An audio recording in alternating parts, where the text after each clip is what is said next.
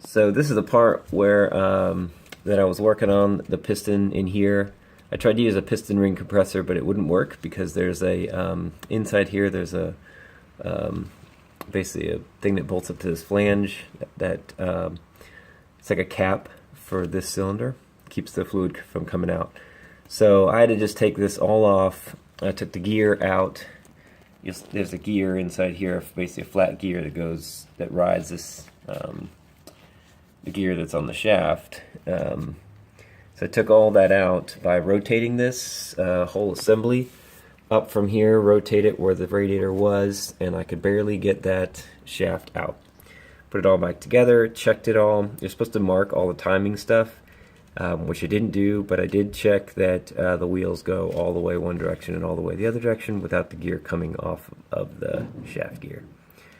So that's how I had to get in there. So this is what happens.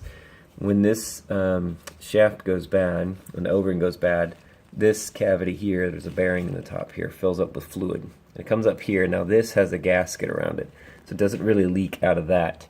It keeps filling this entire cavity until it comes up around this shaft seal up here, which does not have any kind of seals or anything around it. It just sits on this piece. This is the top steering gear part. That just sits on top of the shaft part. It probably does have some kind of an O-ring in there just to keep dirt and stuff out, but it's not intended to have any kind of pressure against it.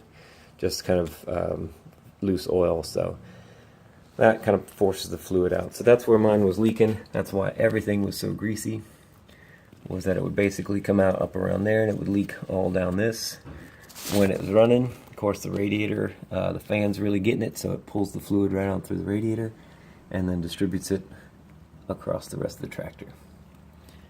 A couple of bolts that I'll tell you are pretty tough to get to are the ones down there. Ideally, you take this off, but for me, down in these pins here, there's two big bolts on the sides, and there's a pin that comes through this whole piece. And for me, when I had all this off and I was first trying to do all of this, I could not get that pin out. I PB blastered it, I did everything, pounded on it. Of course, didn't want to obviously break it or mushroom or ruin anything, so I took it kind of easy, but all in all, I couldn't get it out.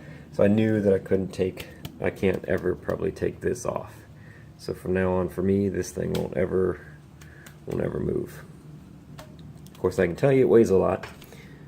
So I'm getting everything put back together today, hopefully, and be able to run a test run today and see how things are going, and then probably roll it back up here and put the grill on, put everything else back on. Just trying to get it to the point where I can start it up. That's why I was putting the gas tank on and everything on, so if I can get all these put back together and fire it up, I'll check for leaks, make sure everything's right. If everything looks good, put the rest of the stuff on there and call it a day, call it a project. Alright, well, thanks for watching.